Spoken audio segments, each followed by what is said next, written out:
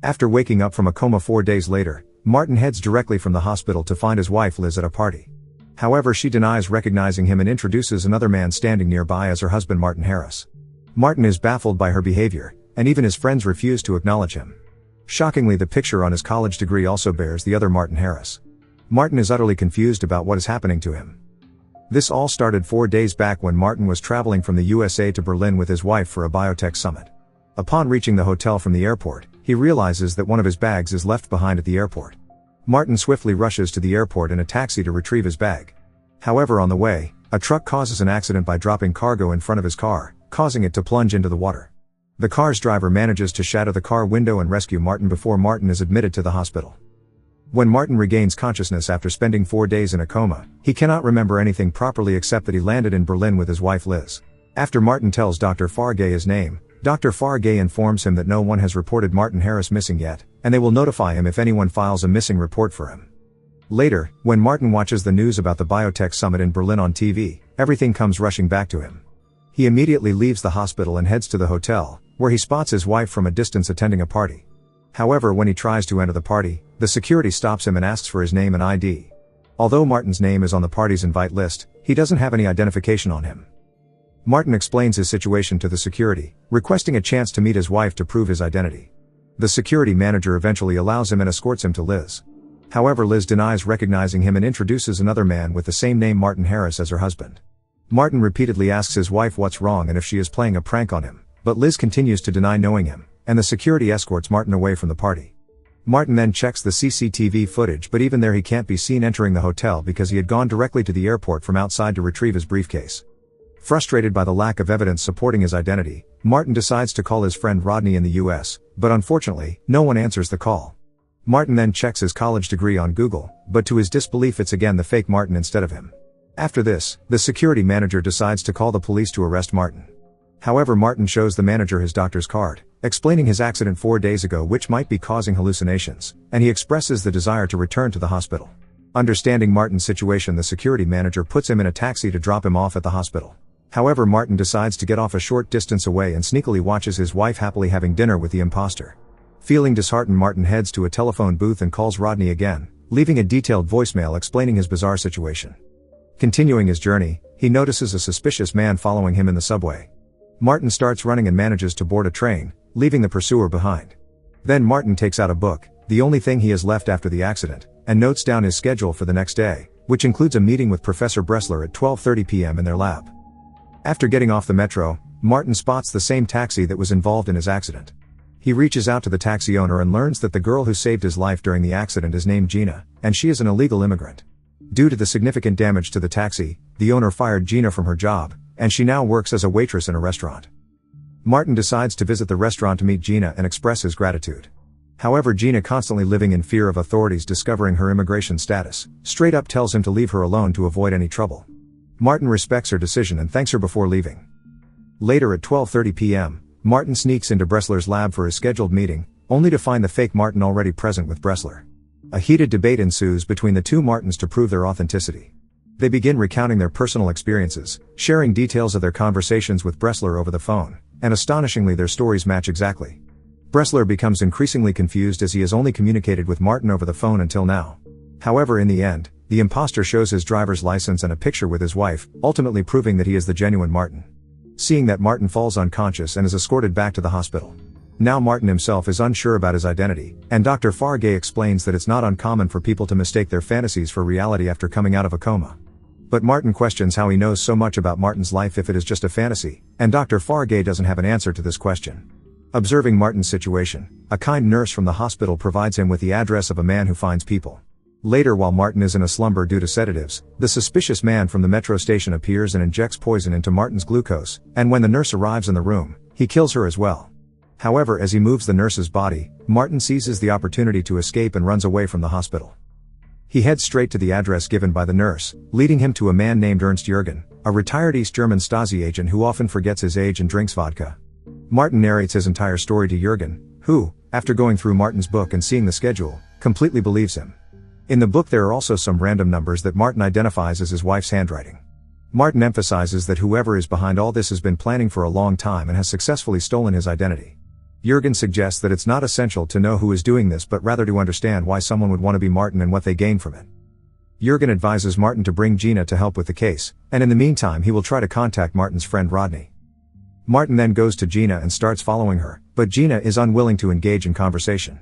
Martin offers her his $5,000 watch for assistance in this matter, and upon hearing the watch's value, Gina stops and agrees to help.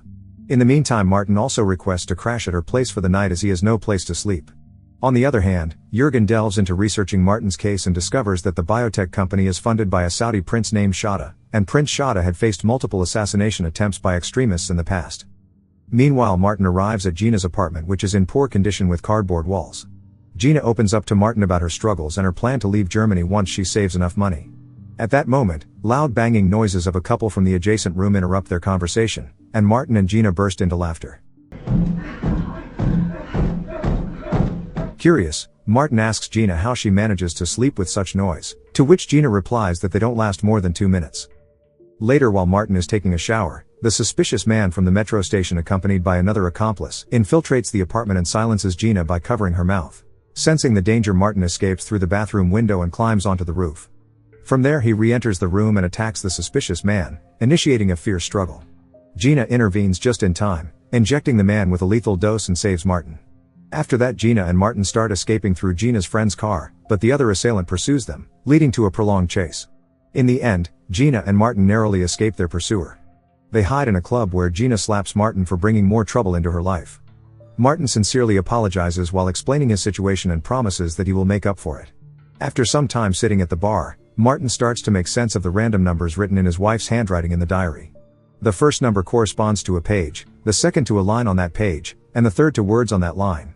As he decodes the numbers, he discovers names of random plant species, but Martin is still puzzled about the significance of these names. The following day, Martin meets Jurgen again, and Jurgen inquires about how close Bressler is to Prince Shada. Martin reveals that Bressler is quite close to Prince Shada, and tonight's biotech summit is also sponsored by Prince Shada. He explains that Bressler is working on research for new forms of crop cultivation with the aim of ending world hunger. Prince Shada funds Bressler's work because they foresee the decline of the oil business and believe that agricultural patents will become highly valuable. Due to this strategy, many people in Prince Shada's own country oppose him and have attempted multiple assassinations.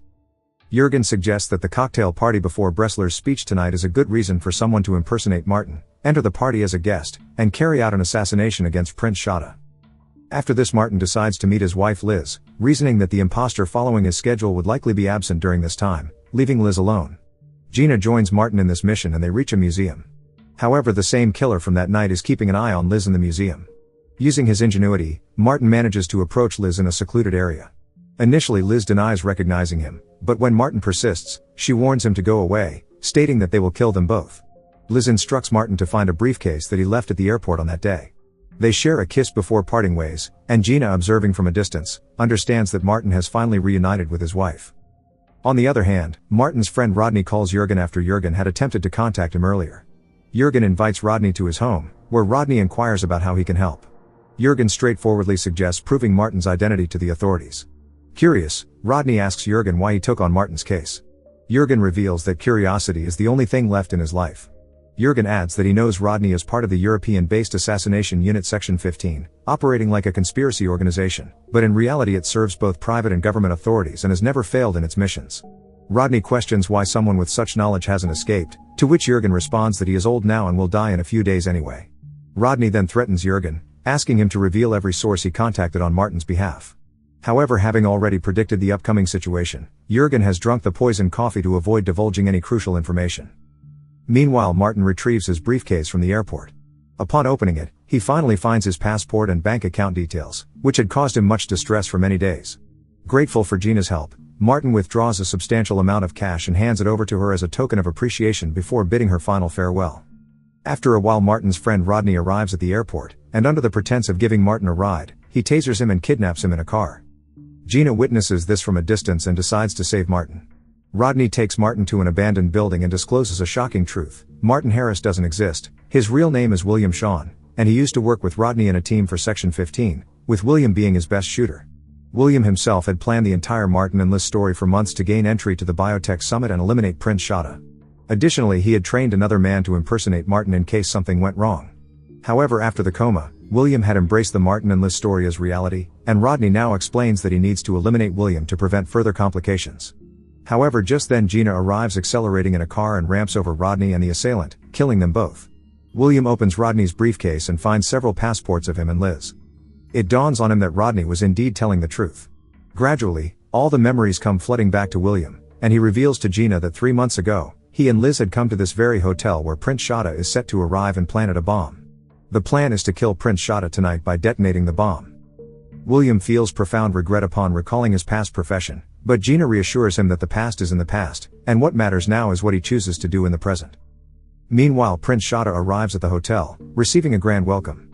On the other hand, William and Gina attempt to enter the hotel through the back doors only to be stopped by security. Meanwhile, Liz discreetly inserts a flash drive into Bressler's laptop and hacks it using the plant species names as passwords that William had decoded earlier. She successfully copies all of Bressler's research onto her flash drive and activates the bomb. William informs the security manager about the bomb he planted 3 months ago, and upon checking the CCTV footage, William's story is confirmed. The emergency alarm is immediately sounded and security begins evacuating everyone from the hotel. Liz rushes to deactivate the bomb because she doesn't want her face to be associated with the bomb blast. Meanwhile, William suddenly understands the meaning of those plant species: lily, laurel, Calochortus albus, and Umbellularia californica, representing different plants found in various seasons and locations across the globe, which means Bressler has developed a strain of crops capable of thriving in any season and anywhere in the world. William realizes that the assassin's true agenda is not to kill Prince Shada but to steal Bressler's research and eliminate him. This would make it appear as if extremists attempted to assassinate Prince Shada and Bressler became a collateral victim in the attack. William swiftly rushes and prevents Martin from attacking Bressler by involving himself in a fierce struggle with him. Shortly after, the bomb inside the hotel detonates, claiming Liz's life.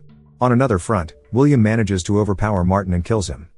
Fast forward to a few days later, Bressler announces his groundbreaking crop strain in a press conference that can be grown and accessed by anyone globally without the need to pay royalties.